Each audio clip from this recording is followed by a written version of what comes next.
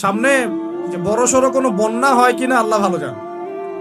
বলা হচ্ছে যে একটা জলোচ্ছ্বাসের মানে ঝুঁকির মধ্যে আছে বিশ্বের বহু কান্ট্রি জলোচ্ছ্বাস, বড় একটা জলোচ্ছ্বাসের হুমকির মধ্যে আছে।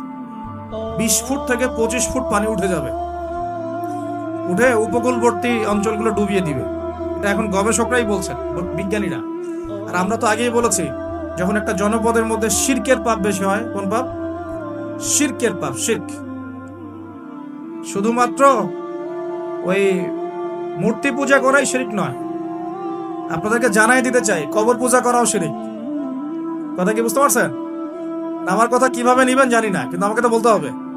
শুধু মূর্তি পূজা করাই শিরক না, কবরে সেজদা করাও শিরক।